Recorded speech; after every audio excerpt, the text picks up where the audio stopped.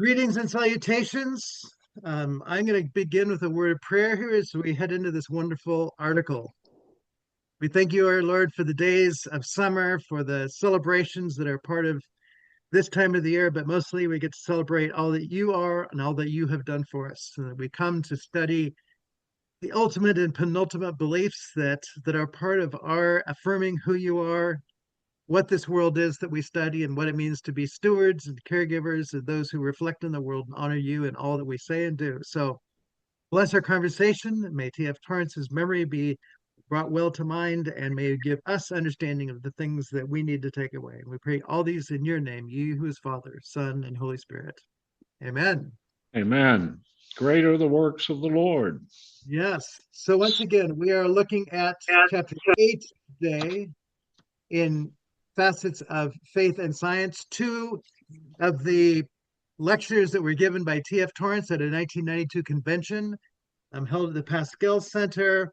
It was a big event. These events don't happen. Perry Magruder tells me that this is one of the most significant events in bringing together scholars who deal with the intersection between theology and science that he's aware of. So it's really a pinnacle event that created 4 volumes. We're just looking at 2 essays that T.F. Torrance did out of 4 volumes dealing with these issues. So it is a hallmark to say that there have been and still continue to be those who are interested in this subject. And we get to look at some of what it is that T.F. Torrance said in today's case about ultimate and penultimate beliefs in science. So again, the first volume that he wrote in was his historiography and modes of interaction. I think modes of interaction is probably the mode that he's engaging with in this particular essay. So hopefully you're all able to download and have somewhat of a read of this chapter in this book. And so just to begin, does anybody have any particular questions or profound insights that were helpful for you that you wanted to just put out there? I'm smelling the roses before we jump into the garden. I did I noticed the first footnote. It says this particular paper was originally a lecture at McGill University in Montreal in 1978. I was reading it like it was written in 1978, but as I go through the footnotes, I find he in revising this essay for publishing in that book, he does update a few of his own bibliographical references all the way through the Trinitarian Faith, which was published in 1988. So, but I don't think he radically revised it. The voice of Tom that I hear in this essay is the voice of Torrance as I heard him lecturing in about 1974, 1975. That especially he's using Stanley Yaki, he's using Michael Poulonier far more than in theological science. Poulonier has moved well to the center now, and he's standing on the authority of Poulonier to be able to say, it's not just me thinking this. Michael Poulonier thinks it, and Tom is slightly modifying his vocabulary to be more in line with what would have come out after Thomas Kuhn's the Structure of Scientific Revolution.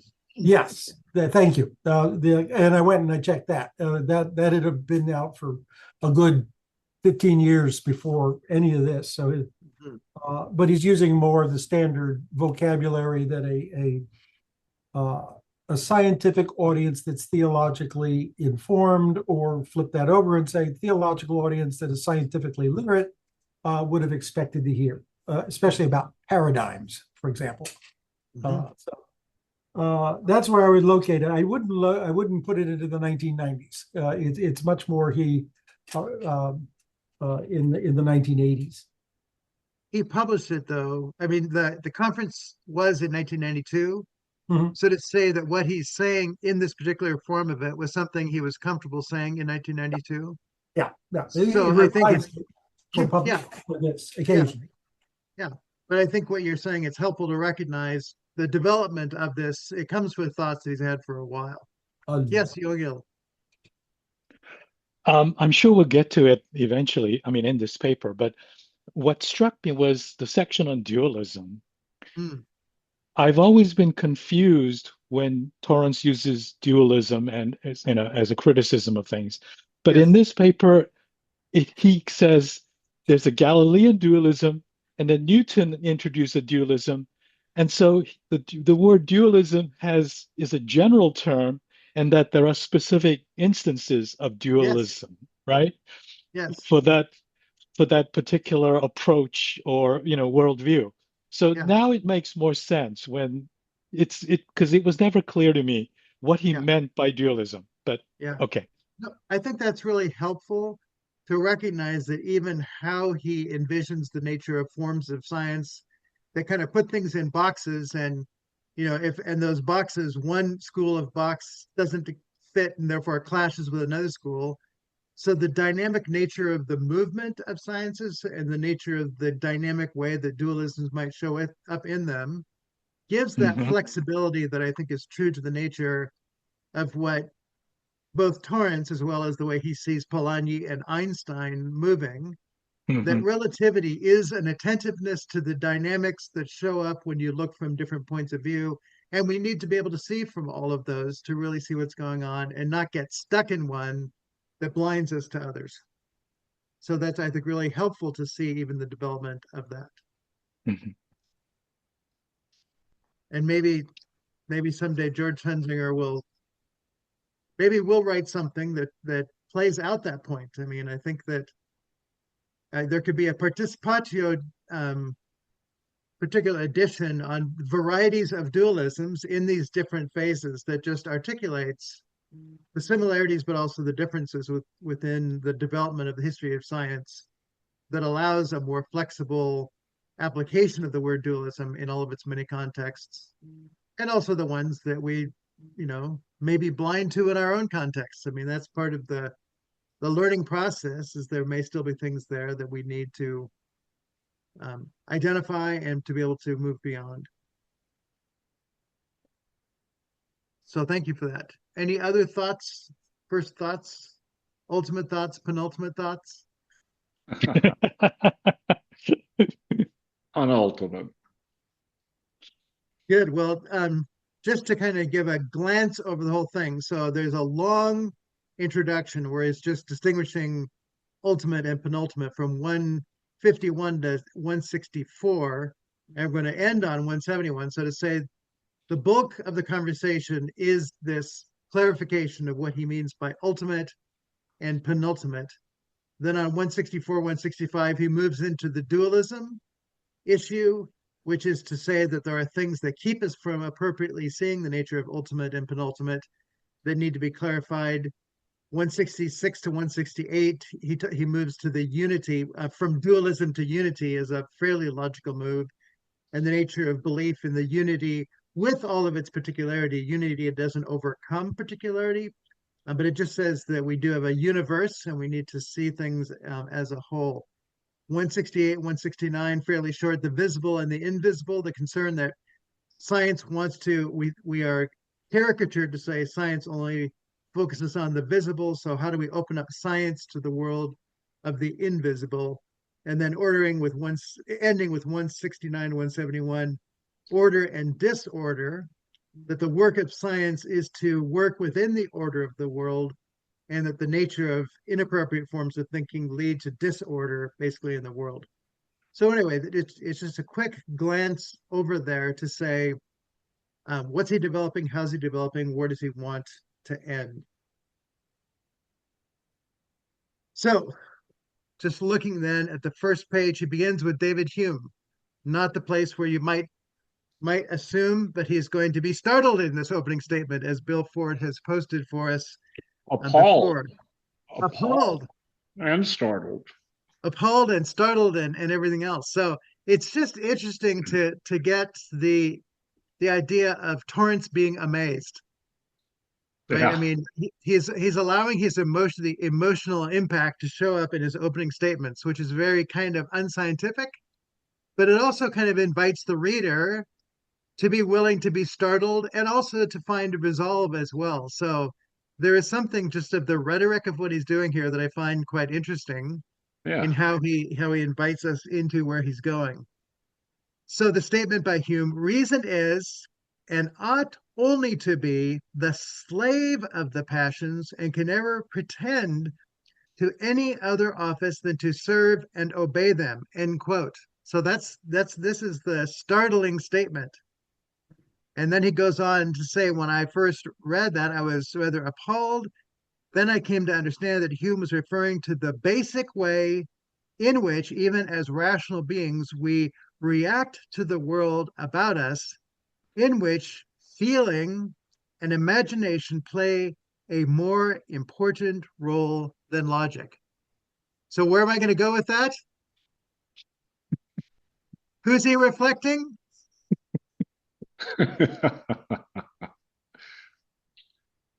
Well, one thing is he's going to be anti. McMurray.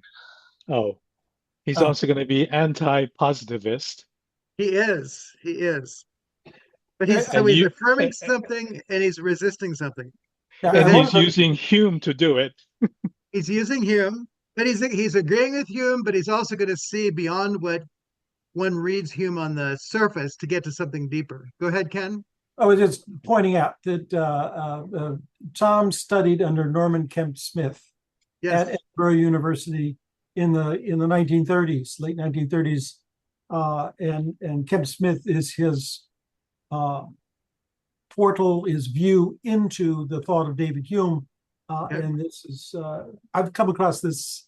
We have come across this in Tom almost from the first books. It wasn't quite in his doctoral dissertation, but pretty soon. And I have come across this notion about the tension between feeling and thinking, feeling and thinking. It's in Alistair MacIntyre, After Virtue, another Scots thinker who takes both Hume and Nietzsche seriously. When Hume's statue is standing right there in the middle of Edinburgh, and this, the main building of the University of Edinburgh is the David Hume Tower.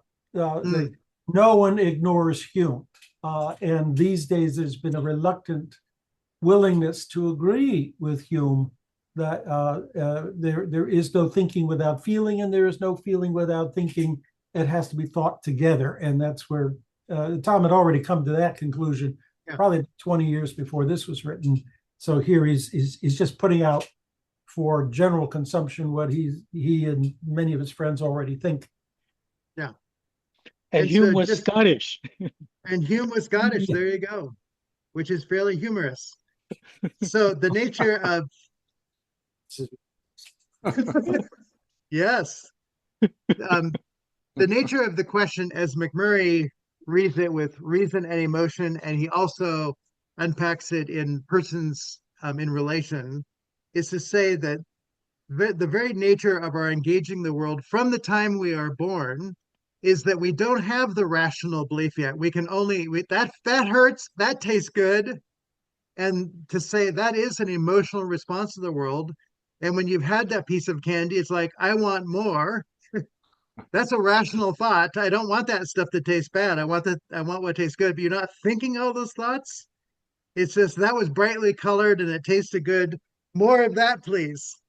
And so from McMurray, there is this initial sense that a baby, when they're born, is entirely emotionally, and they learn to label things. They learn to what he calls discern the other. I want this and not that. I want juice and not water. And that what we call reason is that discernment process. And it begins just in the very formative years of our life. And Torrance, in some places, does talk about how much a child learns of physics by the time they're age 3 or something. And so part of what's going on here is the development of the rational thinking based on emotional engagement with the world that I think he's pointing to even here. And so the nature of saying, as we do science, we engage the world and we We reflect. Polanyi says we choose. As scientists, we choose to study the stars and not microbiology. There's an emotional dimension of choosing one over the other. Well, I'm interested in that. Well, that's not just a scientific thought. It interests you. It calls your choice in that way because your emotions move you towards what you're interested in. So all of this is to say that the nature of science is it always has this component, which is not as overt with Polanyi, but that our emotions are involved in engaging the world and to begin doing the work of discernment. What can we say that is true about it and what can we say that is not true? But we have to engage it before we can do it. So the ultimate belief of is reality there or not there, it's hard for people to just say, well, I don't think there's any reality there, though there are some people who, play philosophical games or something, who would say that they're not sure that's reality there. But to just recognize that at a very foundational level, in the same way that Polanyi says all knowledge is personal knowledge, McMurray would say all knowledge is based on an emotional engagement with the world, which in interpreting the universe, he calls that immediate experience. All scientific work and all philosophical work begins with immediate experience. And from there, we act, engage, and reflect on it. And we do that discerning work that he will call reason. And this is going to show up even in this article. McMurray does get quoted, even though there's an error in the bibliographic note, amazingly enough.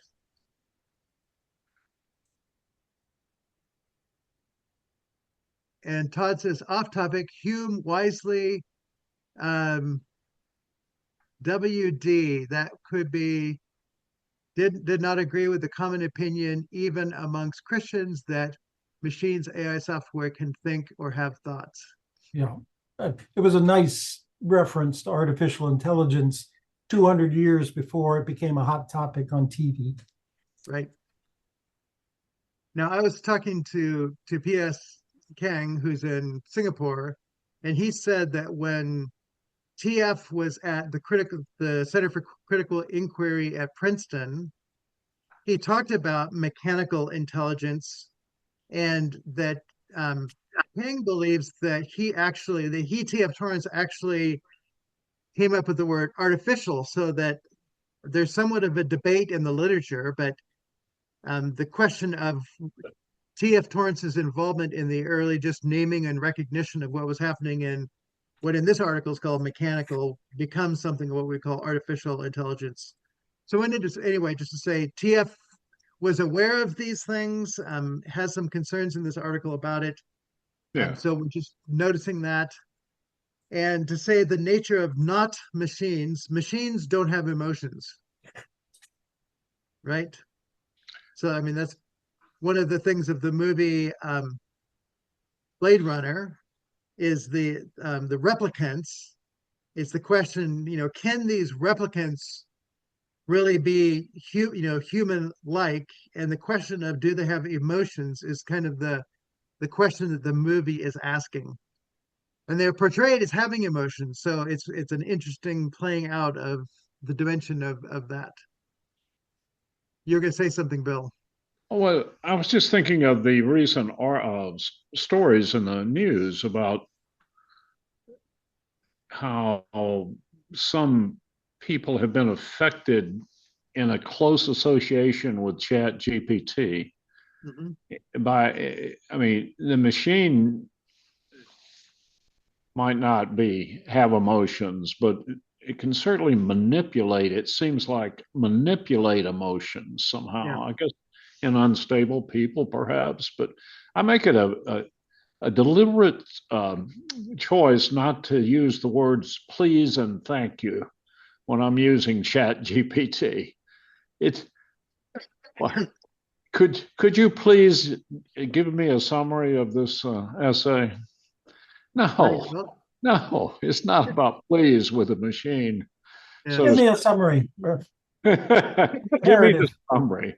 I think the New Yorker ran something on people who fall in love with a correspondent that they know is artificial, but they nevertheless fall in love with him.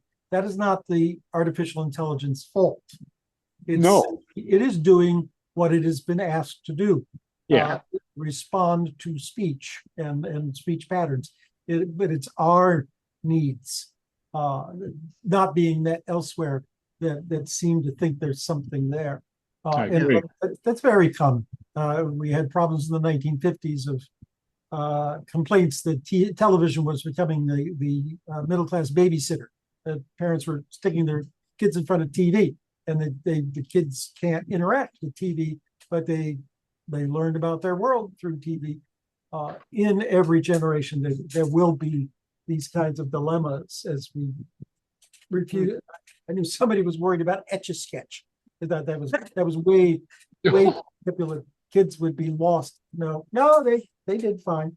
You turn it over and shake it, and it's all gone. Well, when the printing press first appeared, people Mhm. were concerned that the average person was going to read the wrong thing, right? So, yes. Yes. Yeah, so all of these things that are tools for humanity have the possibility of becoming idols in a sense, where people value them more than other human beings. So one can say that's always a concern, and it's a concern worth raising. Um, the movie Her plays out this very question. The person is the main character. Initially, it was working for a company that would write letters for people who couldn't write them themselves to people who they needed to write, love letters or whatever letters. So he was skilled in this world of artificial writing for others, but he gets an operating system that interacts with them, and the operating systems learn who you are. So they pay attention and they remember everything you say, all of your desires. And so the nature of the machine, it came to know in a way that human beings who forget, in a sense, couldn't. And so there is a sense in the movie where you can see the potential of this AI becoming feeling more personal for the human who uses it than other humans who don't either have time, don't remember, or anything like that. So you can see the threat of moving into an impersonal world and losing the need for other human beings because of a particular key, remembering who you are, helping you work through things and they actually know and remember all your values. So I can see where the threat of an individualizing away from humans and connecting with machines, where there's a loss of our humanity sense because we've lost other humans in the process. And Torrance calls it in this essay, an absurd belief that the human mind can be replaced by artificial or machine intelligence. Absurd. He uses the word absurd. Appalled and absurd in the same essay. And that it's yet to be seen. I mean, the question replace is tricky. I mean, there's obviously things that can't be replaced, but there are people who are looking for answers to all kinds of things, including how to grow their business and how to connect with all that. They're getting advice from AI. So the question, well, what do we mean by replace? If we live in a functional world where people only become functional for us, the functions may be able to be replaced, but they can't be our family. There's something about the nature of family and those are more intimate, connected relationships that can't be replaced, I think. So I think we're going to have to keep saying we have to distinguish what can be replaced and what can't be replaced. And right now, in a functional world where people just want to have jobs that make them money, AI may replace other human beings in that particular aspect of their, what I will call their impersonal business lives. So anyway, it's still an interesting question that begs the question, what does it mean to be persons and to fulfill our personal understanding? I think it was the theologian Piper there was a video the other day. He said, I asked ChatGPT to give me a prayer that D.A. Carson would pray in honor of God. So he asked it and it gave him this prayer. So where did it go for its resources? It went to all of D.A. Carson's library And so he then reads it out, and it sounded very much like D.A. Carson, and it was beautiful and honor God. And he just said, "That is not worship. That is not prayer." I mean, he just at every point, and in my mind, I was thinking, okay, you asked this machine to take a person's work and to bring it into a single statement. I could still hear D.A. Carson in it, Yeah, and so I'm just going, this is where the lines of, if you're asking a summary of what somebody says, even in a prayerful attitude, which D.A. Carson would have been, to just dismiss it because it was put together by AI, there's something we have to wrestle with there that says you're overdoing your analysis here. I agree. That's right. So I think that's anyway, very right. Yeah, it's always good to ask for sources. And Chat GPT is very weak in putting quotes around words that were not said yeah, by the source cited. yeah, And so you have to really keep it honest. yeah. I mean, So can it be honest? Can you attribute honesty to it? yes, No. Logos now has AI capacities. I have not yet figured out how to use it to say, find me in Karl Barth's Church Dogmatics what Yeah, he's basically saying about this subject and have it bring me back an answer. But I think it's my lack of understanding how to use the tool at this point. But they talk about using a research assistant. I mean, when I go looking for articles on something, the search engines are assistants to help me find what I don't have time to go and look in a library and look everything up. So the nature of assistance in the task of doing theological research or scientific research, I think the use of tools, machines, there is something there that we still can value, and we want to wrestle with the question that he raises in here of um, the volitional and the involuntary engagement with. And so persons are voluntary giving. The world that is not voluntary is another category at some level, and so he's going to be wrestling with those things as we go through this article. And Todd says, Ray Kurzweil's and much of neuroscience's theory's materialist superstition, the human mind, including all spiritual experience, will not so much be replaced as superseded. So the word superseded hmm. is an interesting question. I've had professors who teach Bible in Bible colleges say, I have the kids of pastors coming in, and they know nothing of the Bible, right? And so to say there is something of a loss of something that the Bible has provided, even in Christian families, that is being superseded by other things. I think it was Aldous Huxley who said that there should be biblical education because it's so much part of our culture that we lose too much if we lose the history of the role of the Bible. I don't know that there are people today who would argue for the need of that because of its importance in the history of Western education. And so the word superseded is a very interesting one to be able to talk about. And at some level, to say Torrance in this article is trying to get at foundational things so that science and theology have something that is immovable, and then there are movable parts. And if I read them correctly, the ultimate are immovable, the penultimate are movable, developable. Does that make sense to the overarching of what he's saying? That they are immobile because there's no place outside your frame of reference to critique them. Okay. You cannot analyze them. They simply must go because everything else is being built upon them. But they are themselves not amendable at that point. It does allow that there may arise a time when there's enough inconsistencies and contradictions between thought concepts and whole fields of knowledge where eventually the root assumptions have to be challenged. Yeah. So they can be, but he's just pointing out most of us do not pay a lot of attention to the stuff we assume to be true. Right. And we make our judgments about stuff we're trying to determine if they're true based on what we assume is true. As we just did with artificial intelligence, we're assuming that there's no emotion in artificial intelligence, therefore it cannot be a person.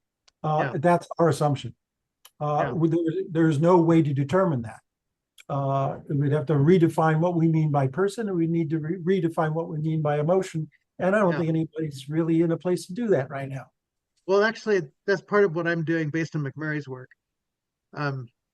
So to say, if there is an act that we call a personal act, an act has a motive. And so to say the nature of what it means to be persons that are alive, persons who are alive act. And they have a motive in acting. Sometimes they're reacting, sometimes they're proactive.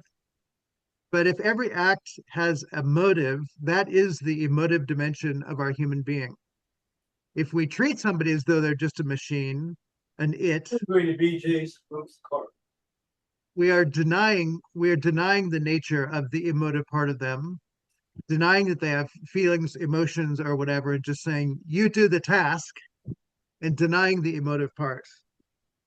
So the nature of saying, yes, the emotive part there, and I think that what Torrance in the last section called intuition is the developed emotion that's appropriate to the nature of what is studied, because you've engaged it so that it has taught you. That's katafusen, is that our emotions are being trained so that it becomes reasonable.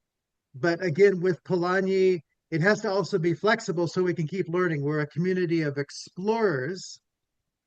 And so the nature of our ongoing involvement with the nature of the world and persons as we find them has to be, we have to continue testing and saying, is this true to the nature of reality? Are we continuing to be taught? But that question involves the question of our emotions being able to say, this, my motive is to find out. I mean, McMurray uses several illustrations with a snake. He also one day saw what looked like a rabbit, and so he's very cautious. And then he finally went up to it as a piece of wood. So he says, our perceptions, our immediate experience may or may not be true. So our scientific work is an ongoing testing to say, I think this may be the case. How do we test it? And that science helps us in the process. But like Einstein, you come up with new questions about the speed of light, the nature of gravity, and things like that. And it's like, we've always thought this, but maybe we need to test this a different way and see what happens when light goes around the sun during an eclipse. And so science is an ongoing emotive engagement of testing the reality of what is there in such a way that we're continuing to confirm and add to our knowledge about what's there, but always potentially revisable if we get new perspectives that need to grow our knowledge about those particular areas. And can we say the same thing about theology? Absolutely. And I think for Torrance, there are ultimate beliefs, and then there's a whole bunch that we should be critiquing that we're not. And so when people say, this is who Jesus is or what Jesus wants, the question, is what Jesus are we talking about? Is this the Jesus sent by the Father? Is this doing the work of the Father that we see, and is what the Spirit does as a continuing of the life of Jesus with us? Is it the Spirit that we see in the New Testament pointing us to Jesus? That is the ongoing scientific work of theology, of asking, are our words, concepts, and actions coherent in working out of the nature of the God revealed in the person of Christ? And that's really the opening statement of the church dogmatics. As a discipline, Christian dogmatics is the church's scientific self-examination of its distinctive talk about God. So that's the scientific work of the church, saying, we've said God is this or wants this. Are we really aligned to it? And on what basis are we saying that? And so he's going to talk about the nature of God. Only God knows God, and God is known in the person of Jesus. And he's giving us the tools for exactly that process of clarifying throughout the whole of the church dogmatics, is what we say true to the nature of God as God gives God's self to be known. So they're absolutely consistent. So yeah, thank you for that question. So that the nature of Hume then is, I think Hume opens the article with the need to recognize that it's humans who are doing the work of science, and what it is that we're dealing with are ultimate beliefs. So we are the potential weak link in the chain, and often we become overconfident of ourselves and our knowledge so that science becomes an idol in a sense. I think you can tell me if this is what you saw, that there are particularly three ultimate beliefs that you hold. One is there is reality. And so if you deny that there is reality, you cannot do science. There's no way you can prove that there is reality. You simply accept it and do science and enter into the conversation, or you deny it and you're not in the conversation. So there is reality is one. Number two, reality is orderly. If you deny that reality is orderly, you have some sense of order and disorder that you're attempting to assess, but you have nowhere to stand to judge the orderliness or disorderliness. But science demands that there is an order to reality that is discernible, and therefore allows for what will be, I think, point three, that it's intelligible. And by intelligible, it means the human can name, measure, make judgments about. It is capable of that. So the third ultimate belief is that we are not left in a mere kind of experience or mystery that has no ability to get purchase or traction on reality, but that reality is intelligible. I think those are his three ultimate beliefs. Did you discern those as kind of his foundational ultimate beliefs? I know he's going to come up with it later on in the article. I'm just throwing it so that we can be kind of starting out by knowing what we're looking for.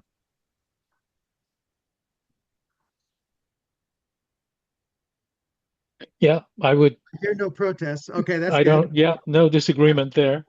Good. So anyway, just to say that the opening statements are to say that the ultimacies are there and they're always there. And so to be recognizing science is paying attention to where we get it right and where we get it wrong. Right. And that Hume helps us by recognizing that there is a sense of what he calls here the doctrine of sympathy. Now, I have not studied Hume to know exactly what he means by sympathy, but my sense is that there's something of listening to. It's almost Catafusan-like. It's almost being willing to let the thing inform, but there's a apathy, a feeling with the thing, a Catafusan. Ken, do you have a sense of what Hume means by sympathy there? Is that at all? Same as you. I've worked around Hume for decades, but I've not read an essay in human understanding. Yeah. I do begin to feel like maybe I should, because lots of people are now turning to Hume and saying there were, at the Enlightenment, there were 2 or 3 pathways to modern science. And most people followed Kant, well, Newton to Kant, and in the utter rationalist and naturalist mode. Yes. But Hume did not. Hume had his own sense of that the world is much more sympathetic. Yes. It is not purely mechanical. And unless we take that seriously, we're not really talking about nature. And how can you do natural science with a nature that is flat and has no feeling and cannot respond, and we cannot respond to rationally with feeling? He put that back in, whereas the most European science in the 1700s and early 1800s labored to get it out, render everything as radically objective as possible. And in doing it, flattened everything. Flattening is what Tom calls it in one of his early chapters in Theological Science, a flattening of nature that alienated nature from itself, and made it very unknowable to us. Yeah. We needed to fix it. Yeah. So in a sense, I think there are similarities to those who write off Kierkegaard, but his subjectivity is not what people think of mere opinion, but it is the same kind of awareness of the other in a way that's appropriate to the nature of one's engagement with it. So I think you're right. We have things to learn from Hume, maybe, that Torrance is pointing out here, that he in his own shock also looked deeper. And again, this is just the process that we should love about Torrance, is that he's shocked, but he keeps looking. Yeah. But Hume was the bugaboo of a evangelical Christian all through the late 1700s and early 1800s. Albert Barnes, the minister of the First Church in Philadelphia and author of Barnes' Notes, did a lecture series at the First Church, 9 lectures on the evidences of Christianity. And the first lecture is David Hume, why the great mocker.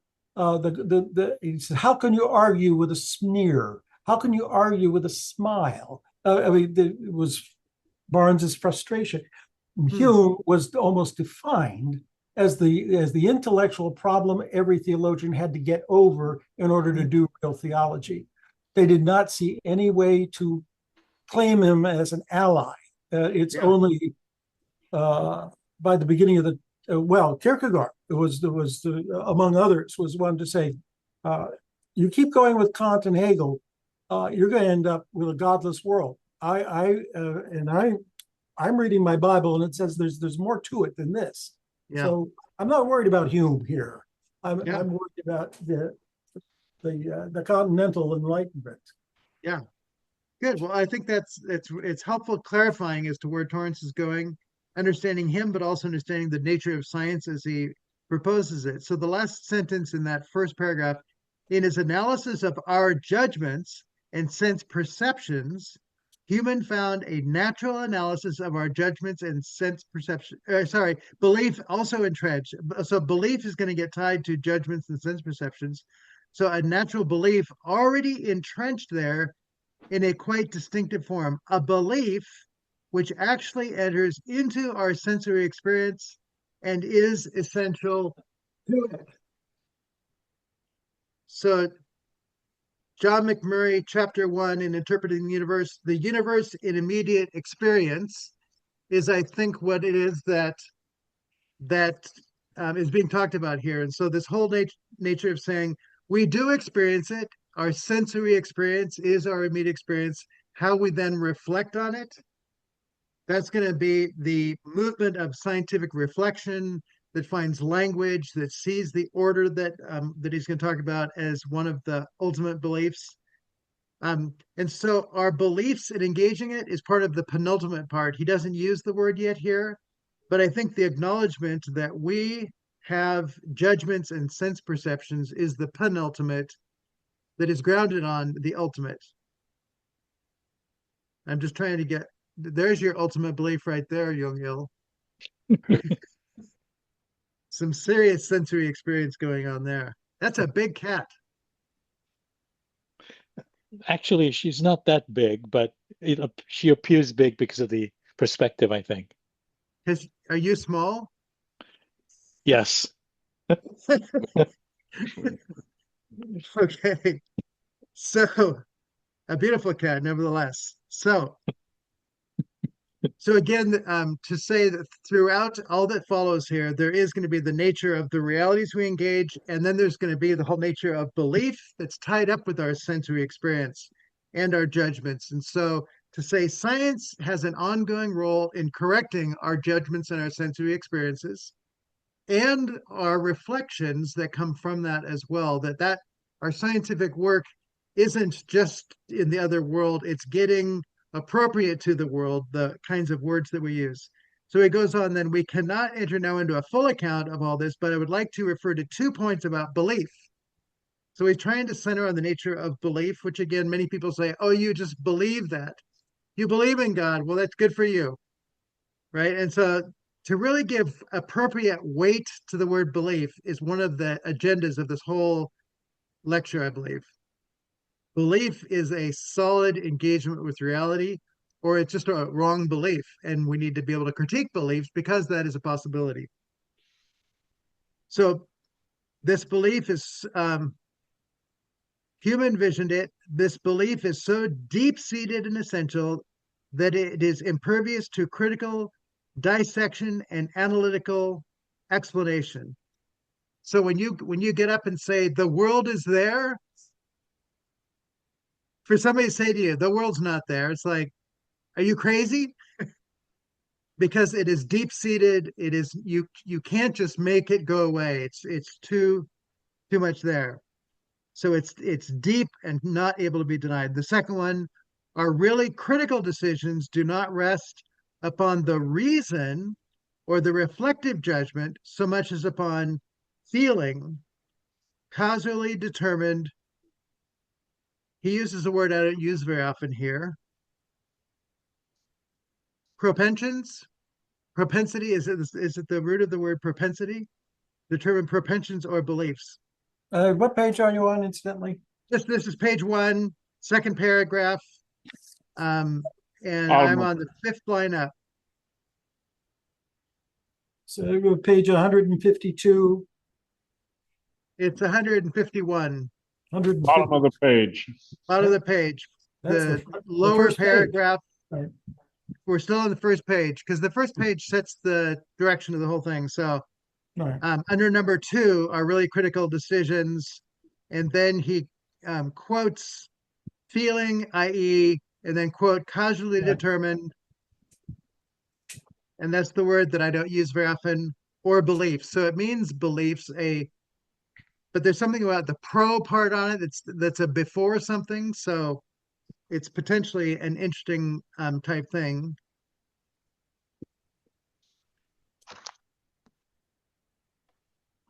Bill's going to do a chat GPT on it, right? I'm doing that right now. Yeah.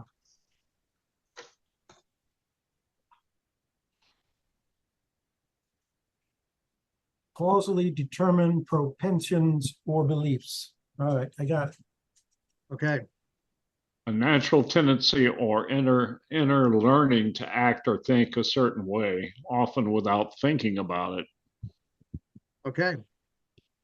It's like So, something you pull forward, doing, feeling, or believing. Tendency, inclination, habitual learning, leaning, sorry.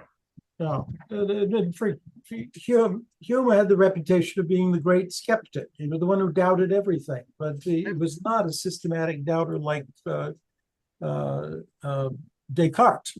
And he pointed out there's an irony, there's a built-in irony of the true skeptic. The skeptic who doubts everything has to go back and doubt his own doubting. Which is a paradox, and if you don't see the humor of that, you're not going to be able to join David Hume at his dinner table, which I'm told he was a marvelous cook and a great conversationalist. But he was able to laugh at these kinds of stubborn philosophical problems because he saw the paradox of the insistent.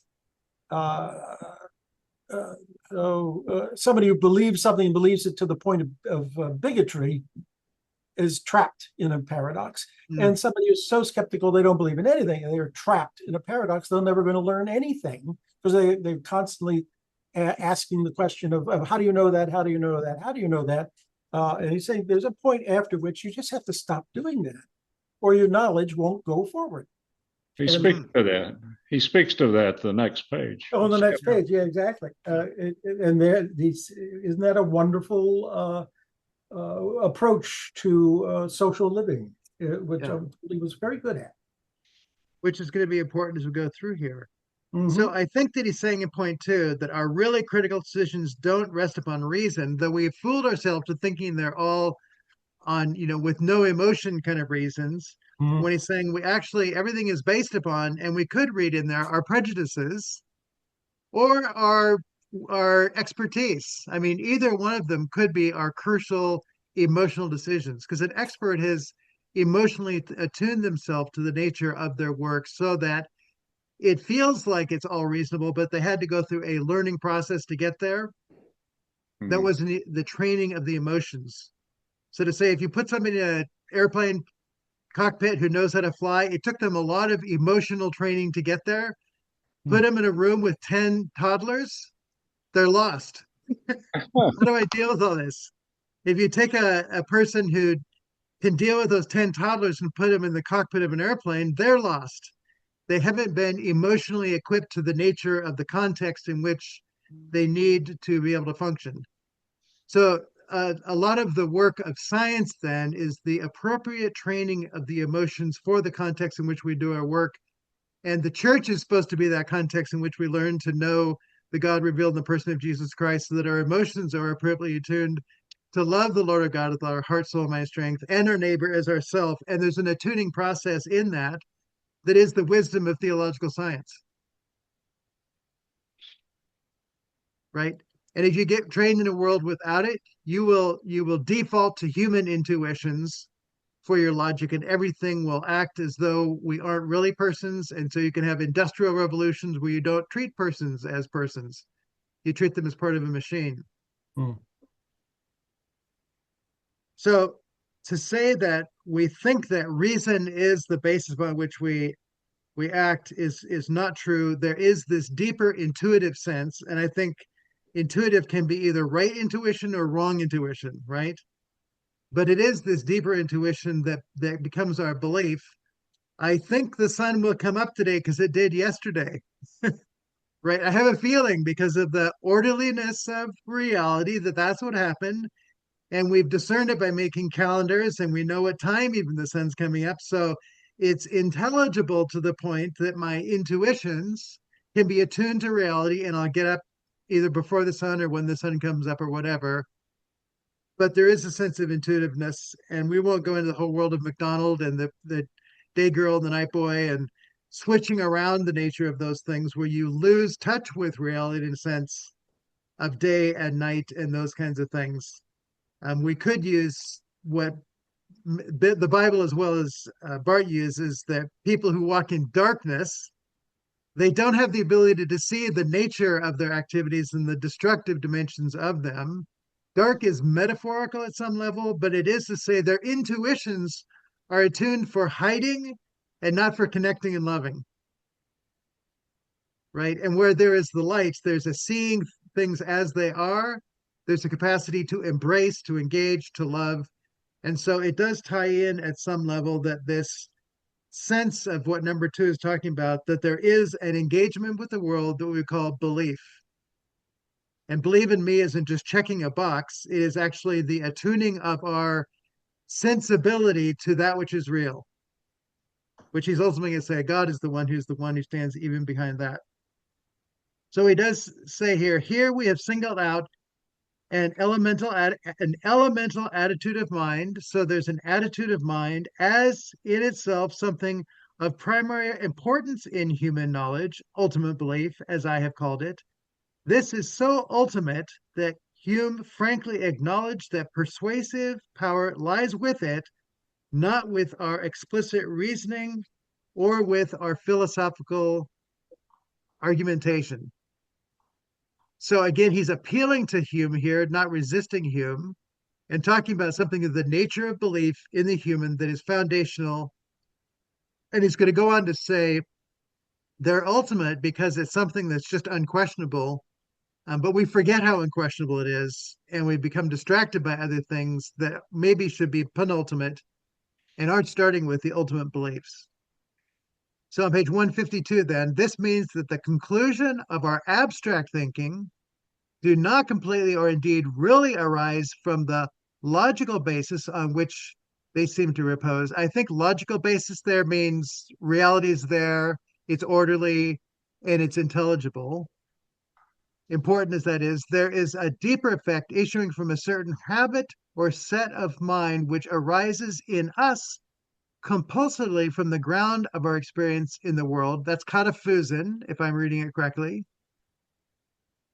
which gives the arguments we advance their real force. So kataphusin works because we engage the world, we become convinced of the world, convinced. I'm not sure what vince, I know the con, but I'm not sure what the vince is in convince. And so that the force of reality what gives us our confidence that we are engaging the real and can talk about it. That is to say, he says, science and belief are not to be treated as opposed to one another, but rather as belonging to one another and as operating together in the acquisition of knowledge.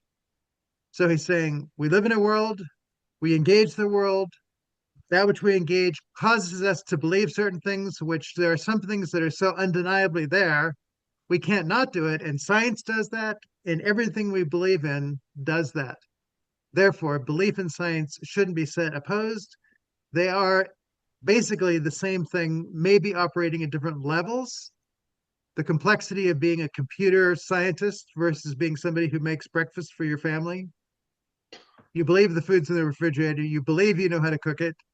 Those are all beliefs, but they're not maybe at the same level. But I think he's saying they are all of the same basic function of the human. So then he gives, go ahead. I said there was an awkward historical illustration when he points to the space program in the former Soviet Union. And he said that forced the physicists, the ballistic people, everybody working in that program to think outside the boxes of Marxist materialism and a flat naturalist reading of everything. And once the official orthodoxy of Marxism was torn down, things began to move. Unfortunately, Putin had not yet appeared on the horizon. Right. Another absolute got clamped down, unfortunately. So, which is to say, this process you're describing, Marty, is not infallible and it's not inevitable. But it is certainly rational. Yes. We cannot rely on it. We need to actively promote and be certainly self-critical about our own assumptions, Yes. and in that way demonstrate how everybody else can be self-critical too, in a non-threatening fashion. Yes. No, I think you're absolutely right. And we could say the nature of Christianity as it has appeared, in the Middle Ages, in Puritan America, in evangelical America, in its many forms as it appears today, all of the similar critiques that we would ask, what is the ground of reality? What is the nature of these different groups in their engagement with reality? What are the unchangeables and what have been interpreted in ways that appear to not be operating in a manner consistent with the nature of the foundation of what would be a belief shaped by the God who is revealed there. So I think you're absolutely right. And this is why I've come to really value the nature of history as part of the sciences. History tells us the story of the meandering of the sciences, and that it always takes a process, and we're probably not at any conclusions with any of them. And therefore, we shouldn't hand a particular kind of authority to anyone, but say they're all servants.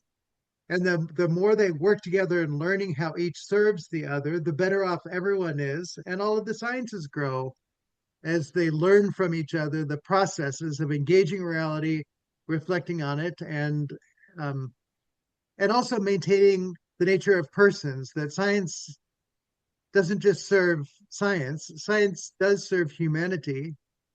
The thought came to me, if somehow we had a bunch of the nuclear bombs go off and the earth was destroyed, how else would the universe be known if we were gone? There may be other intelligent beings out there, but we've not yet come across them. But to say, theologically, to say the universe is only known by those that God created to know the universe as God created it. And if we eliminate ourselves, contra what God desires for us, we have done the ultimate disservice to God and the universe as well as ourselves. Right? And that's where Torrance says, we are the priests of creation.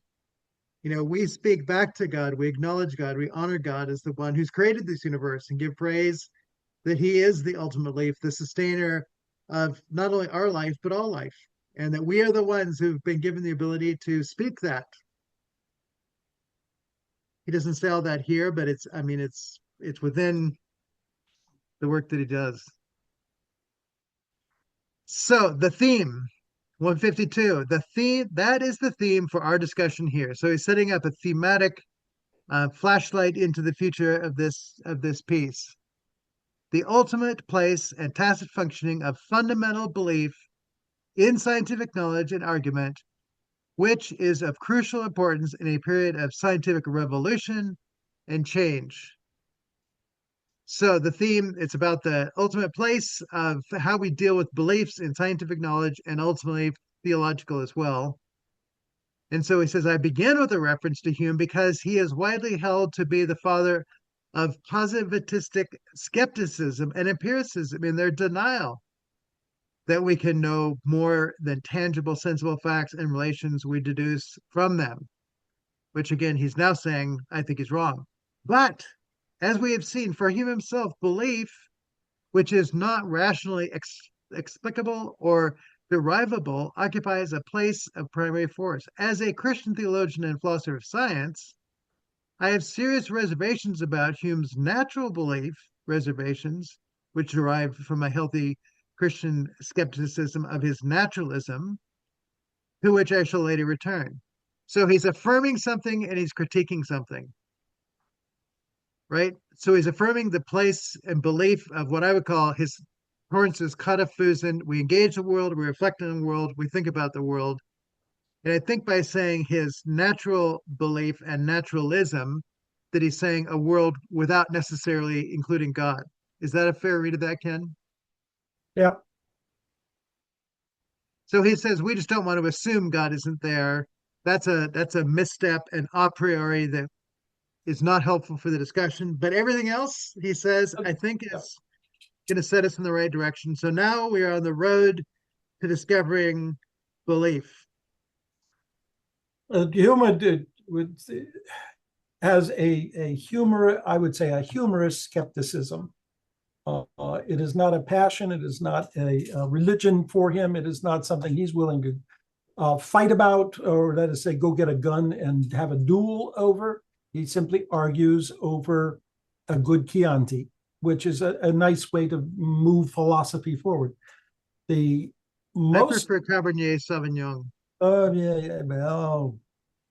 yeah, you're right. It's the noble grape. What can I say? Anyway, the Scottish common sense philosophy that people point back through Hume to earlier Scottish theologians attempted to be this third way, to be confident in its basic presuppositions, open and friendly to religion and to science, and be able to move forward. And it was the Edinburgh suddenly became the intellectual capital of Europe.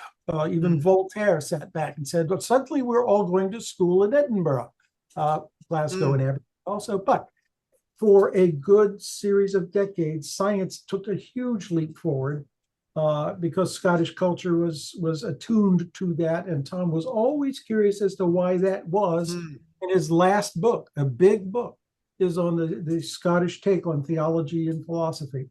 It was not really finished when he published it, but he always had that sense there was something in Scottish culture which was a gift to European culture and needed to be defended. Well, after we finish this, we're doing Crowbar, then I'm looking at doing the Christian Frame of Mind. Maybe we should do that book after that. Maybe. I think you'd find it a little boring. As I say, it was not quite finished. And boy, was he patriotic. But our job is to make these books interesting because we see things that you wouldn't see by yourself. True. So he says, I do accept Hume's pinpointing of the significance of belief in the regulative basis of scientific knowledge. So, I mean, this is Polanyi early on, right? Polanyi has everything. Hume held that in all demonstrative sciences, where we have to do with the relation of ideas, reason, and logic reign supreme, but that this is not the case when we move beyond the range of those sciences to questions of matters of fact and existence. There, not reason and logic, but feeling and belief are in supreme control. And again, I think this is McMurray's point that he's also agreeing with, and he's going to show up not too far down the road. Since that is the case, complete skepticism, in which all belief is discounted, is impossible. For skepticism cannot function without the natural beliefs which control the relation of the reason to matters of fact and existence. And so we are humans, we engage the subjects that we study and we engage in such a way that we learn from them, katafusan, and are able to make statements. And then we have communities that say, yeah, but you missed this, or, oh, now you've opened this up for me. And that's continuing to engage both the existence, but also the reasoning that we have come up with, from it. Thus, the skeptic still continues to reason and believe, even though he asserts that he cannot defend reason by reason. That is to say, our rational arguments operate tacitly with belief. So here's again Michael Polanyi, that there are things that we know things that we cannot say. The nature of tacit knowledge is we're experiencing and seeing things, and we cannot say all that we are experiencing. Operate tacitly with beliefs that are not themselves rationally or logically demonstrable. As Hume understood it, it was particularly important to establish the status of two forms of natural belief: belief in continuing and independent existence, belief in causal dependence, for without them, no physical science, let alone objective rational behavior, would be possible. He contrasted belief and knowledge, much like John Locke had done before, but he did see that belief, in spite of non-logical character, had an essential role to play in the establishment of knowledge. And so the whole of what follows there is the role of belief in the establishment of knowledge. And belief is a primary contact with the world, with ultimately that just can't be questioned. And the penultimate ones are those that can, and the work of science and theology, engage those. Go for it, Bill. Yeah, going back to the paradox, thus the skeptic still continues to reason and believe, even though he asserts that he cannot defend reason by reason. Can you give an example of that? Well, I think he's going to use the positivists. They think that they have a reason. My dad was this way.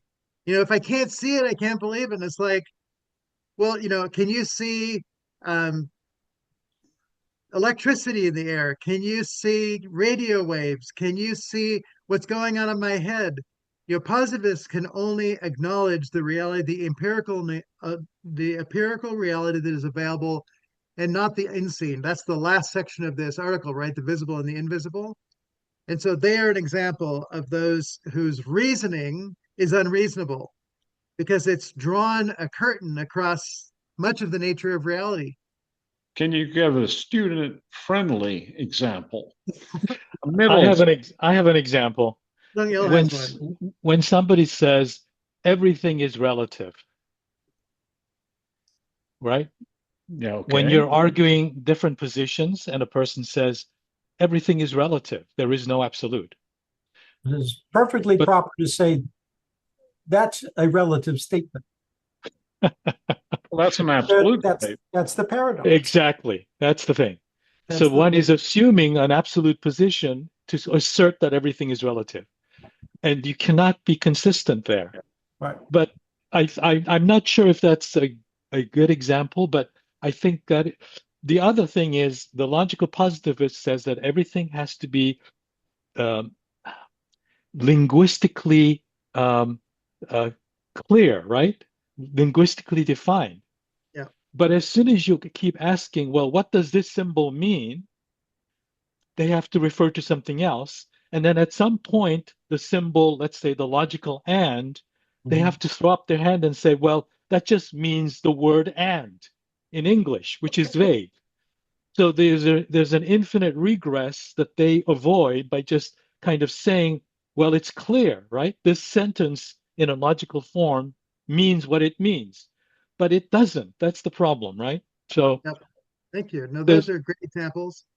The nature of nominalism, where it's all we do is study the names of things, is detached from reality. He addressed this in theological science, that it's no longer connected to reality. You've just got a bunch of words that you're shifting around, but they're not connected, which is in a sense what you just said there as well. When people say they're doing analytical theology today, I always say, what is the place that you stand to do your analysis? And what are the tools of analysis that you're using if you're not letting the reality you're studying do the analytic work? But that would no longer be katafusan, right? You're bringing your tools of analysis to take something apart but it may not actually be appropriate to the nature of what that you're studying. So generally, when I have asked people who are doing that analytical theology, they say, well, we go to analytical philosophy and see what tools they're using and then bring them to theology and apply them there. It's like, well, that could be problematic because the nature of philosophy begins with the human and their observations and value judgments of where you start. And so you're doing basically a form of natural theology. You're analyzing based on human observations of logic, trying to see if God will fit within it.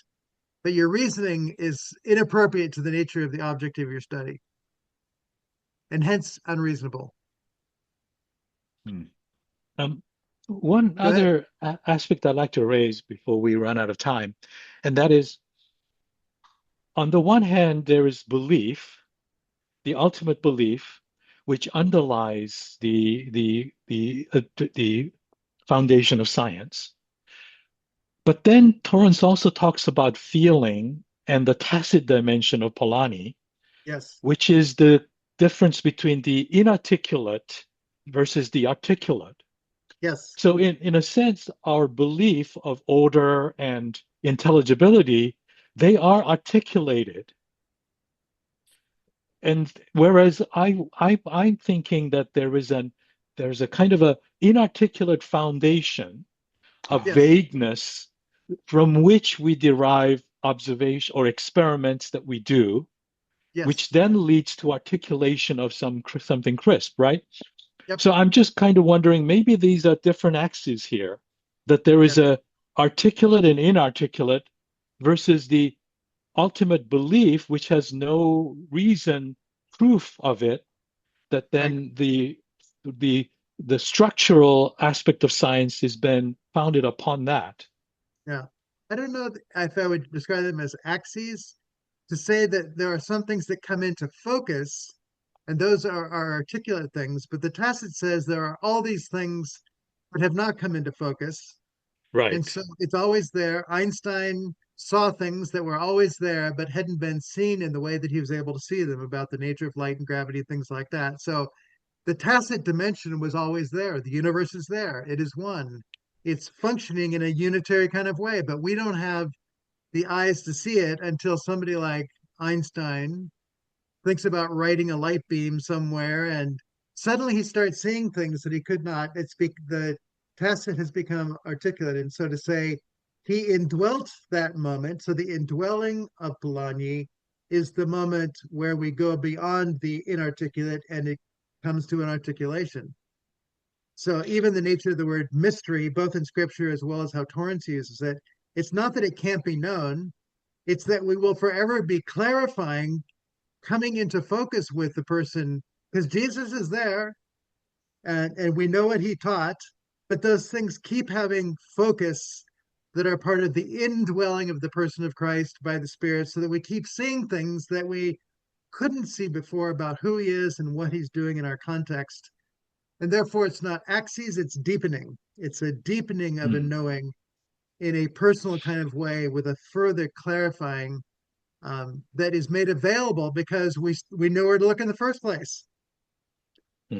Right? So to just say there is no God, it forces you to say, well, we have to look somewhere else to make sense of this. And so you look for necessity and other things like that. There just must be a necessity of reality that's there. And so we can't have contingency, because that would mean that maybe there's something that causes those contingencies and we can't go there, right? So it makes you blind to particular reasoning, and it makes you go for things to fit within your belief system. And if your foundational belief is there is no God, it limits you profoundly, even to do science, right? I mean, Torrance is saying we really can't do appropriate science without understanding the nature of the reality of the created world that is intelligible. Therefore, faith-seeking understanding is the ultimate scientific statement that is also true of the ultimate theological statement. They become held together at that point. Yeah, but it's not a case of once we learn an ultimate truth, that ultimate truth now gets carved or in bronze and hung in the town square. It's part of a process. It is kind of an ongoing process. The first thing you do when you suspect you've come on an ultimate truth is check it. Constantly go back and try to test it, see how this works. This I think in the Ground and Grammar of Theology, Tom spends a lot of time showing how rational behavior doubts everything, tests everything, but also trusts that that process will yield concrete and specific results. The top of page 154 is talking about far from being irrational or non-rational, these ultimate beliefs have to do with the implicit ontological reference of our reason to the nature and structure of things, the Kataphusen, which all explicit forms of reasoning are intended to serve and without which they are blind and impotent. The advancement of knowledge and understanding requires not only formal reasoning, but also responsible commitment to reality, thinking and commitment, loving and talking. I mean, it's a process that keeps going and going, and it's done interpersonally in a community. So there's no one golden key that unlocks everything. It's just a commitment to the process. And what he's writing here is this social premise that religion is all feelings and science is all thinking, and we're now committed to thinking, and we have to relegate religion to poetry and scrapbooks and hymn sings. Yeah, good point. Yeah, the commitment to reality, that is the strong passion, the personal component, fidelity that Polanyi, right. Without that, seeking the truth. So yeah, that's the kind of I was thinking about that, the tacit versus the feeling. But beliefs, in a sense, once we've articulated it, like the orderliness, the intelligibility, in a sense, we have articulated it. So it's no longer a tacit thing, but it's more explicit, right? Even though it is still ultimate. There. We'll call those penultimate. Penultimate, yeah. Right? It's That's based on the penultimate. ultimate. Where Polanyi talks about tacit knowing, they say under the general heading of we know more than we can say. Yes. That when we apprehend things, we apprehend huge amounts of our experience and reality. We can only articulate one or two things about it. It's orderly, that it's time-bound and sequential, and all the rest has to remain tacit. That is to say, like you've moved a piece on the chessboard and you haven't taken your fingers off yet. You're going, well, I'm going to make this move, but I might want to take it back. That's tacit. But in Polanyi's sense, almost everything we do and think and know is thought and known tacitly, except for a small bundle of stuff here in the middle, which is science. Hooray for all of it. We're growing in all directions, but that was what Polanyi was trying to get across to people that thought we have to jettison all emotion and all thinking and all feeling in order to proceed with science, and science has proved that it is true, and feeling has not proved anything except that we can blow up Hiroshima. That is a problem. It's a good illustration. The chess move without taking your finger off the piece.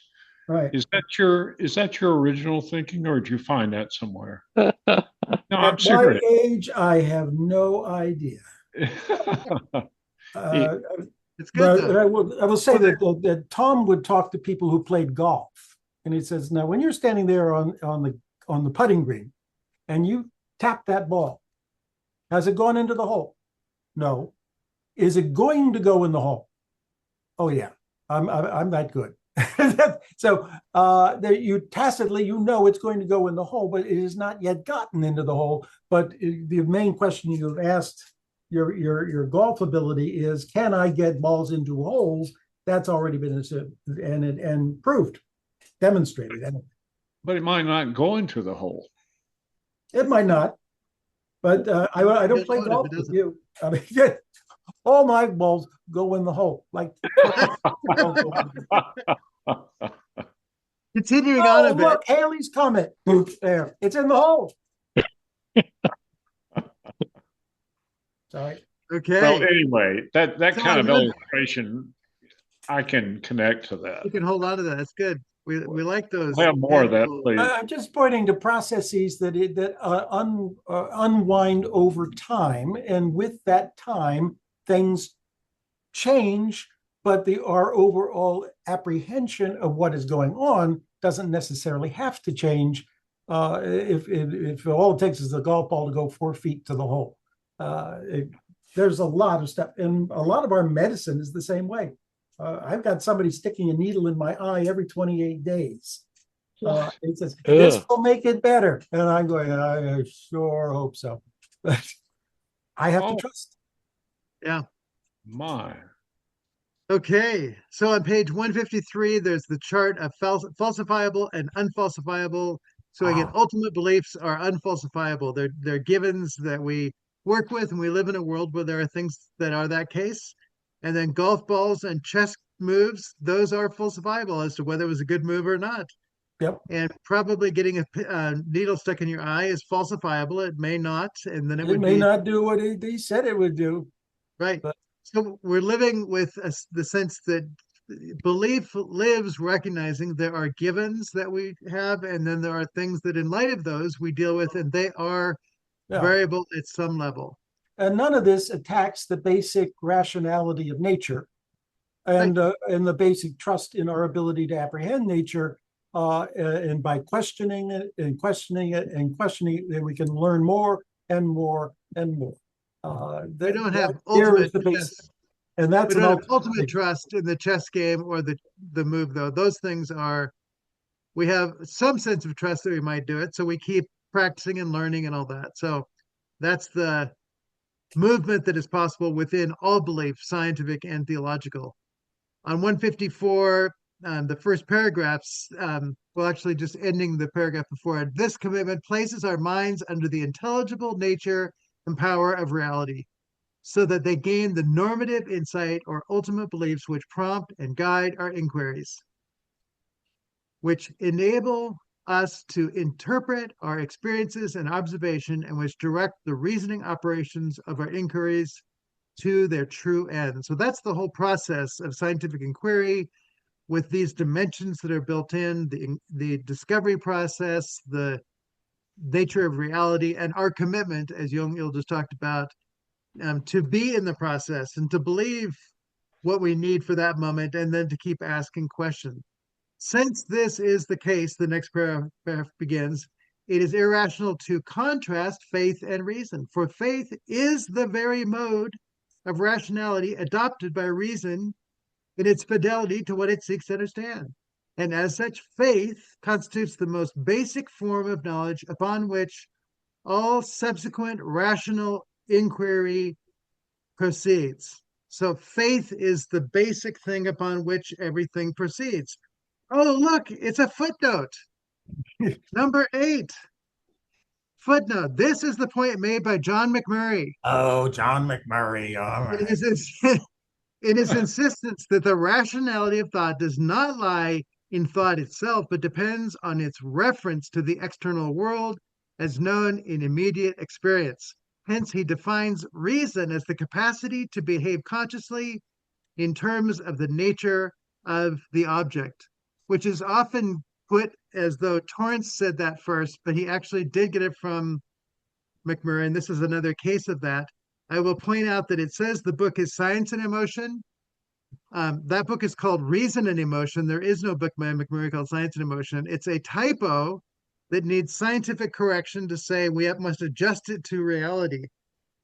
But again, here we have just another voice that's part of the broader sense of Torrance with Polanyi and Hume and others saying this isn't just me. This is some of the best minds in philosophy and science that exist that are saying these kinds of things. Yeah. He then quotes the Bible at the bottom, talking about at its root, faith is the resting of our mind faithfully upon objective reality, that which really is the nature and truth of things and due to consideration to human frailty. Um, oh, it was above that, the prophet, if you do not believe, you will not understand, which comes from Isaiah 7:9. So to say it's a biblical point of view that Torrance is building his argument on here, that the nature of the process of learning that ultimately science gets begins in the biblical vision of how it is that we come to know God and the world. Because the understanding there, I think, is not just understanding God, it's understanding what it means to live as God's people as well. So we have a biblical, theological, and scientific foundation then for the nature of a way that we proceed on from here. He goes on to do quite a bit of work with Polanyi, the nature of Polanyi's sense of faith and belief, engaging the world, that we all need to do it. At the top of 156, fourth line down, this is a faith in the intelligibility of the universe, in its pervasive and unitary character, in its regularity and stability and constancy and simplicity. So again, with Polanyi, he's saying that the nature of faith is the same thing that science does. Theology does it as well. It's intelligible. It is the third of the three, I think, ultimate beliefs. He introduces Polanyi's fiduciary framework, which fiduciary means there's a faithfulness, a sense of the givenness of what is there that our faith has come to understand. So a community of faithful beings, whether it's the church or whether it's the scientific community, builds frameworks of thought. They are not temples to be worshipped the temples, but they're places to go and to learn from one another about that which is possible to be learned. At the bottom one, 156, he enters into his critique of Kant and Lonergan, the problem of a priori, that they come with other lenses to look through that are kind of lenses that make you go off in directions, like maybe looking into your head. Um, they're not doing the work of engaging in reality. They have a closed system that's fixed and not in a helpful kind of way, is what he's going to say in that process. Going on to 157, he talks, as Jung Il mentioned, the nature of personal commitment. So he also is bringing in Einstein at this point, just the beginning of the first paragraph. The ultimate belief of which Polanyi speaks, on the other hand, far from being static categories of the understanding, are objectively grounded in and ontologically derived from the intelligibility of the real world, which is so independent of understanding that it reaches out in an objective depth far beyond what we can bring within the range of any masterful comprehending on our part. Beliefs of this kind, calling us to personal commitment, differ from the natural beliefs of David Hume, the party rejects, which he spoke of as causally induced determinations of the mind, and not as free acts resting on the ground of reason. So he departs at that point, but affirms the nature of personal commitment, which obviously both in science as well as in theology is this developed sense that our beliefs become something where it's so real and so true, we become committed to it. Is there a personal dimension there? Absolutely. Personal knowledge. That is Polanyi's ultimate kind of helpful. So the next paragraph, what Polanyi means may be made clear by the reference to two earlier thinkers, Clement and Duns Scotus. Clement, under Stoic influence, spoke of faith as a willing assent. So here's the nature of our will aligning with reality, of the mind to reality, an act in which the truth of things seizes hold of us and brings us to assent to it in accordance with its own self-evidence. So that's where Katafusen jumps up and grabs you by the neck and wrestles you to the ground. Faith of this kind involves an immediate apprehension that provides the anticipatory conception with which we are in touch with reality and without which we would never learn anything and would have no ground for any scientific inquiry. And of course, immediate apprehension that's right out of John McMurray. So again, he's going back further to the Greek patristic thought and the nature of the movement of Greek patristic thought to get us aligned with the nature of reality. On 158, then he moves into the nature of voluntary and involuntary objects. So I think a rock is an involuntary object. It doesn't say anything to us. It's just sits there and rocks out. Bad. Thank you. Thank you. But a Oh, no. voluntary object, such as a human being or a rational agent, does not have to be known by us when we know it. It is known only as it willingly lets itself be known. Here is a real moment of the will is involved on both sides of the knowing relationship. This is recursion in the language that I use. But when we know someone as he freely lets himself be known, as he reveals himself to us, calling for that corresponding moment of the will in which we respond faithfully in knowing him, within that movement of willing object and willing knower, there arises an element of compulsion. For we know him truly only as we know him in accordance with the demands of his nature as it is disclosed to us. So this is the whole foundation of Barth's, God gives God's self to be known. We respond to God's givingness, and it's not merely an objective knowledge. It's a eye to eye speaking and hearing, serving gladly. I mean, that whole dimension of the personal comes in. So where the world of science doesn't have those voluntary objects of study, theology does. So the uniqueness in theological science that he talks about of the nature of the theological object, we have a further possibility of indwelling, using Polanyian kind of terms, to know and to become the persons we come in and out of that knowledge. So Well, even in go ahead. science, biology is done differently than physics, right? You cannot do the same kind of experiments because there's a saying that, in the carefully controlled, environment, the organism will do what it damn well pleases. So Right. there's a kind of a freedom that Yeah, organisms have that you Yeah. have to account for. Yeah. that is true. In- So in his- any living this is- thing that would be true for. Yes. This is Go the ahead, Ken. stuff of his dogmatic lectures in 1978, 1979. It jumped off the page to me. Yeah, I remember when he'd be talking about, and he would then also, in addition to biology, he'd say, and psychology. Of course. When scientifically apprehending another person, there's a whole set of ethics and a absolute moral responsibility to be faithful to that person who is your patient in that context. So yeah, he constantly revising this to make it more subtle and more sympathetic. Right.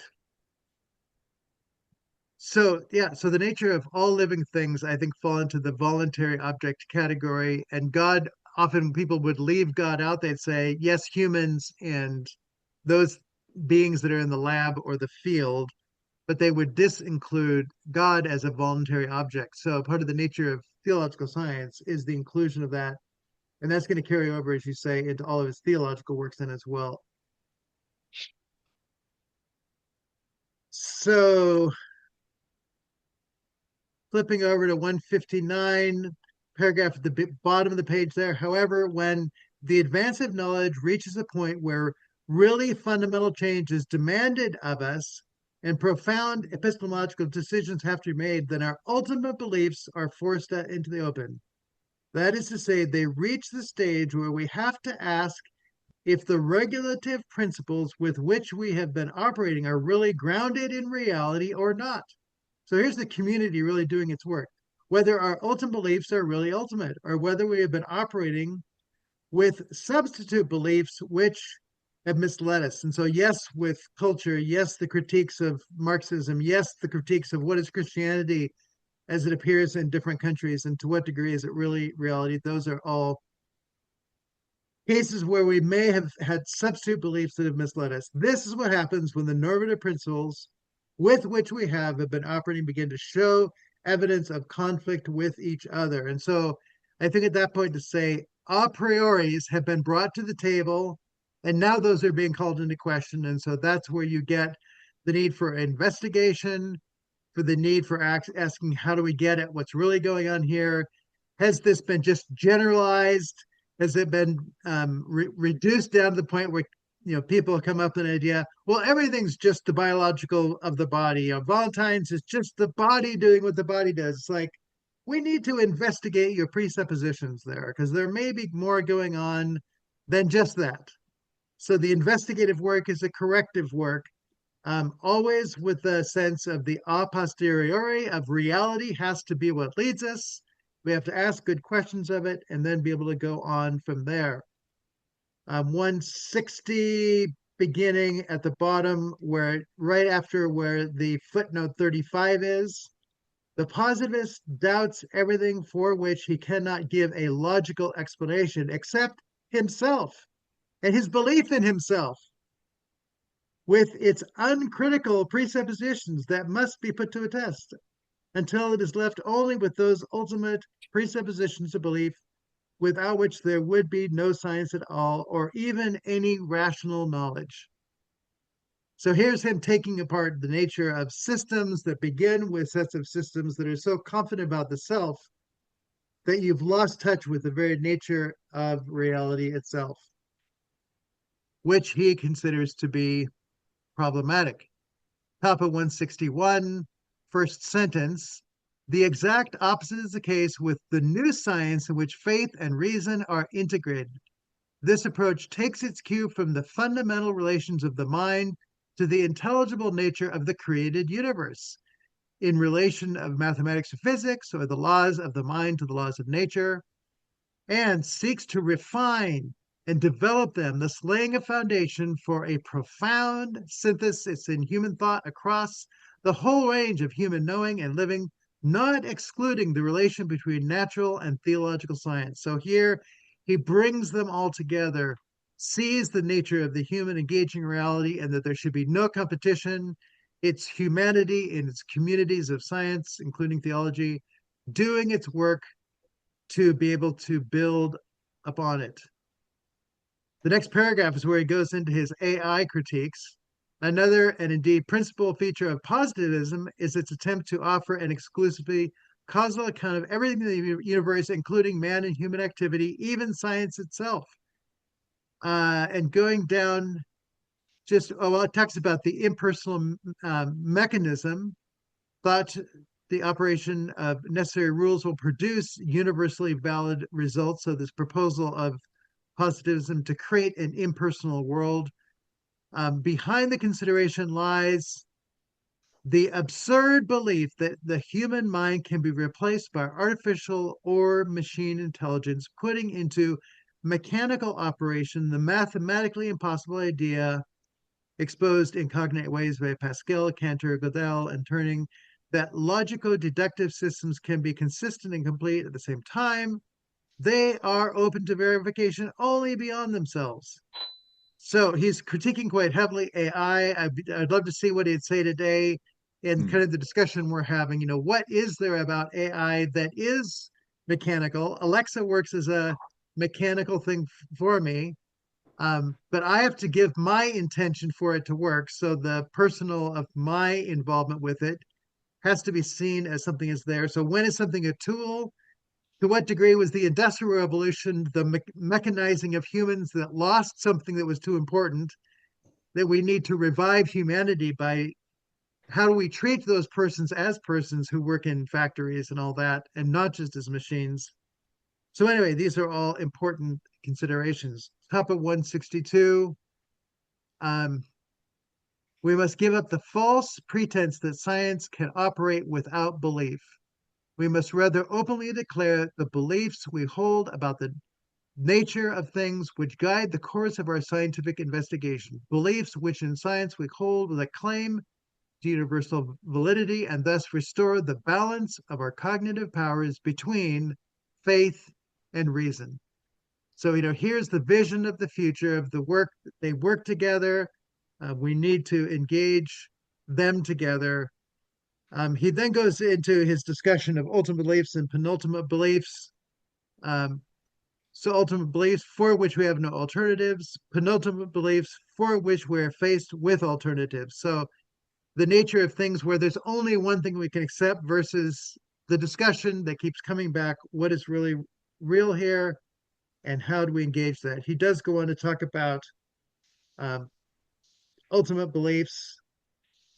He actually, I see I wrote, there is kind of a fourth one. 3 and 4 here are kind of one. So the stability, constancy, and simplicity, which I called intelligibility, and then the apprehending or the expression of those things that become logic and reasoning. So there's something there that has this identifiability for him that then ultimately becomes that which is a ultimate truth, that there is something to which our logic and reasoning appeals. So the penultimate is shown by the reasoning. It's the pointing bit that he kind of did last week, where a sign points to something. We can't throw out the sign just because it's a sign. There is a reality that is ultimate reality, and the signs point us there. It seems as though the fact that we can have signs that point us to reality is part of what he's seeing as an ultimate reality. If you throw out the possibility of signs, ultimate reality no longer matters because we have no access to it. On 163, he argues for a contingent universe, that in all of our study in theology and science, there are regulative ways that function in the world, and that is what contingency looks at, why things are the way they are, ordered the way they are, contingent upon something that has led them to be the way that they are, and that to simply go with necessity is to generalize things and look for cause and effects in ways that remove all of the involvement of contingency and make the world essentially impersonal, whereas contingency requires some dimension of the, what he's going to say is the ultimate need for the contingency of the creator.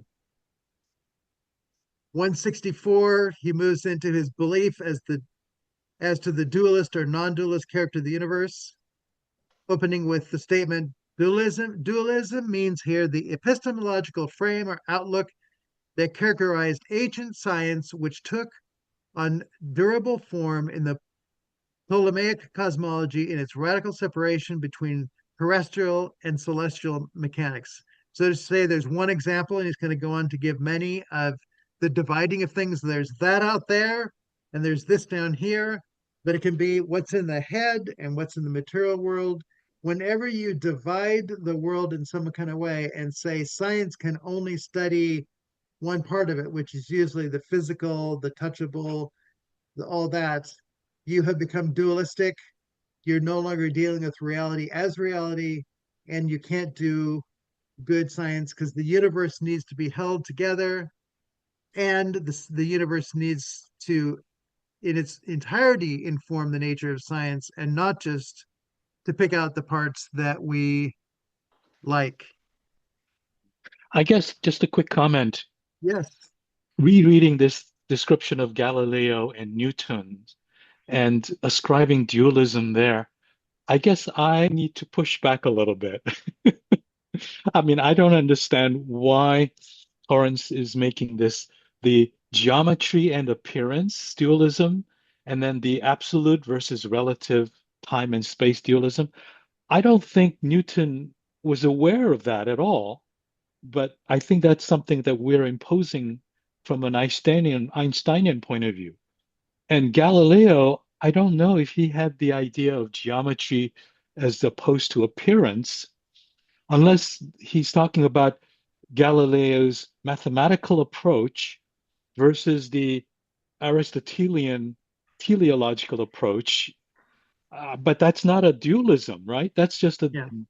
evolution of clarification, not a dualism. Okay, this is So I was where going I to say get your confused. question is a good question. To say that Torrance puts it out there as a way he reads it, says there's something there that I don't have my head wrapped around. I think Yeah. Carrie McMurdo would be very helpful on being able to answer that question. So we might be able to get a response on how to look at that, because he's very good in these kind of questions as to the nature of the framework of thought that Okay. implies and why it is. I don't feel adequate to answer that question, but I certainly understand why you asked the question you do. Hmm. And you can say, well, with whatever he's doing, dualism as he sees, as Torrance sees it, and maybe he's going too far in things. Um, Whenever something gets separated from something else and you only look at part and not the other, it's a problem. Whether Newton did it or not, it would be a problem if he did. If he did, it would be a problem that gets corrected by Einstein. If he didn't, then if he did, it would have been a problem. And so we're just testing out when are these things a problem and when are they not. Go ahead, Ken. I was just say Galileo appears in the Index of Theological Science once. It's in the section on the nature of scientific activity, and he is trying to do a fast historical survey of how he perceives the history of science in the Cartesian era. Rene Descartes said, "Number is real, appearance is not real." I see. Very Platonic thing. Okay. The ideal is real; you can't see it. The tree is real, but it's not perfect. And there's a gap between the perfection and reality. That was that. Okay. And That's really helpful. The Newtonian thing, I mean, also hit the index and see where he takes up. Okay. Page number? Let me, I had That's okay. Galileo, page 110. He may have 110. been relegated to a footnote. I quickly scanned, but with my eye, I cannot scan fast. Oh, okay. But we know that many times in the past, Tom has gone after Isaac Newton. In his lectures, he'll spend half a lecture on the container notion of the world and how it distorted everything. And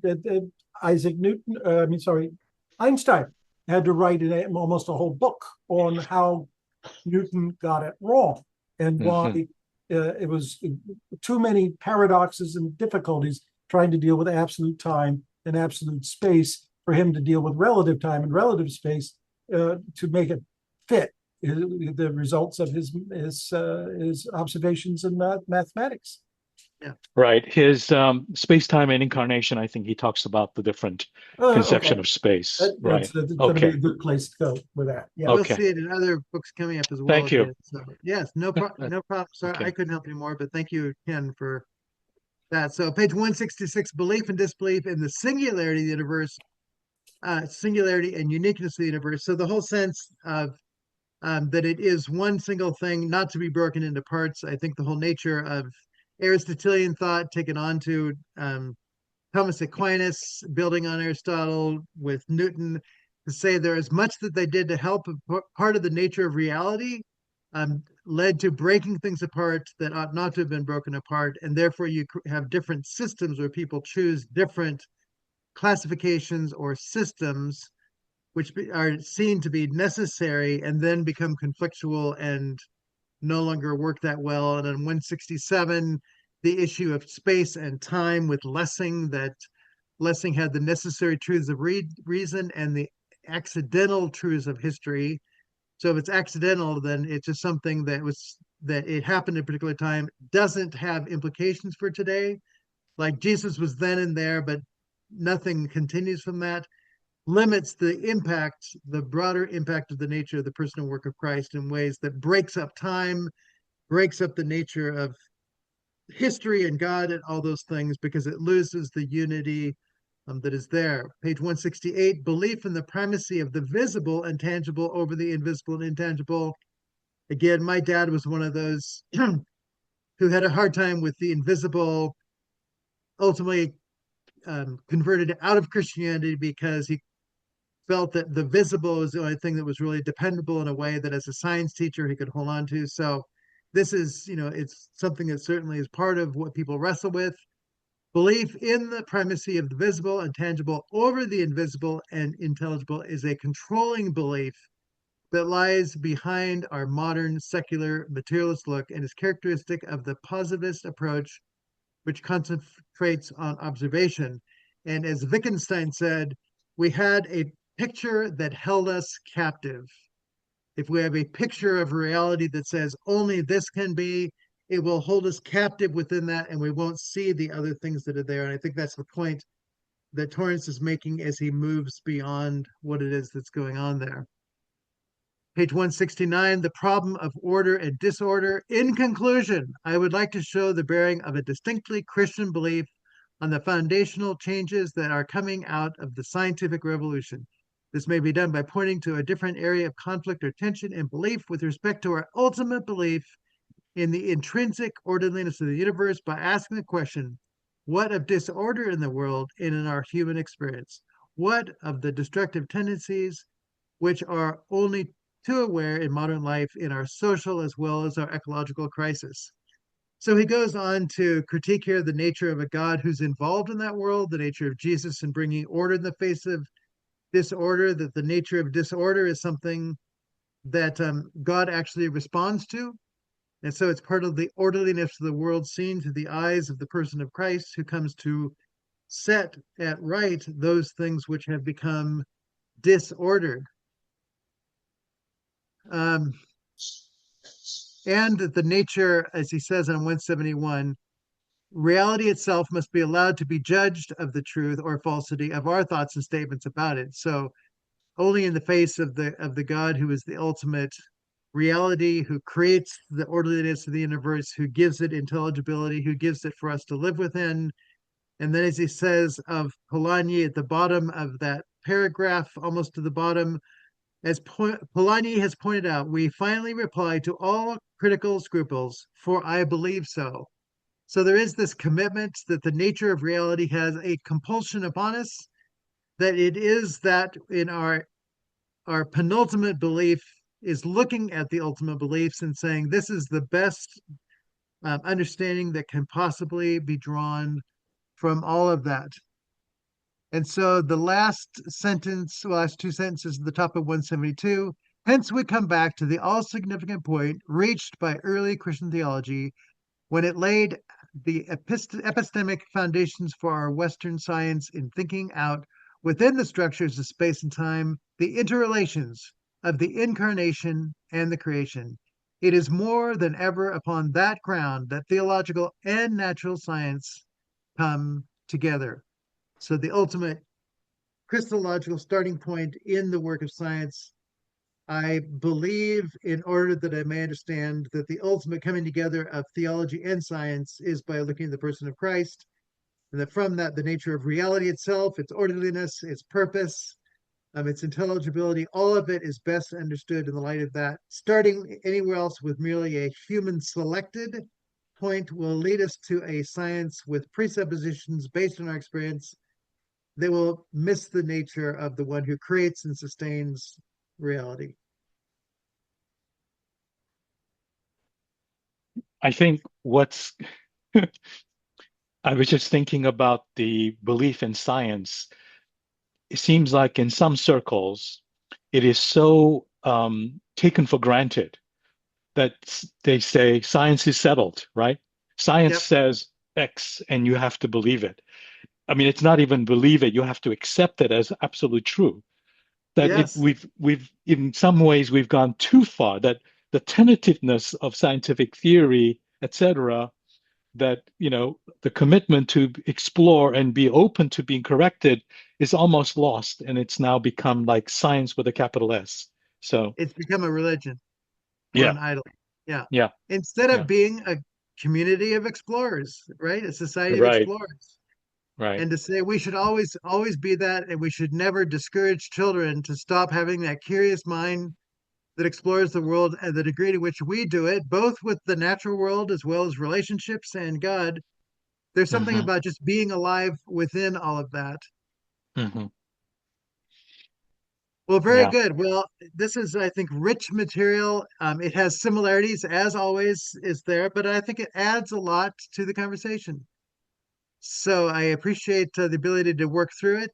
Um, Have you read all the other articles in those 4 volumes of the I have not proceedings? read all of the articles. I'm just I have curious. I have lots of things to read. There are things that I'm reading for the specific things I'm writing right now. There's a book I'm reading to write a review on called Carbart and Ecotheology. So that's due September 1. So I have, 6 weeks to get that read and write it. So anyway, I've got this new class I'm doing. So I've got a whole pile of books on the integration of theology and therapy. So I've got a whole bunch of books back there too from my time at the University of Oklahoma for the two books, The Big Blind Spot and The Science of the Personal. So I never get bored, and I wake up with my mind buzzing. Well, Yes.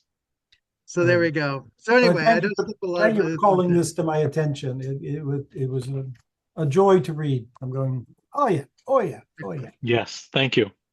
Good. So next week, it'll be me again, but doing the next to the last section in theological science.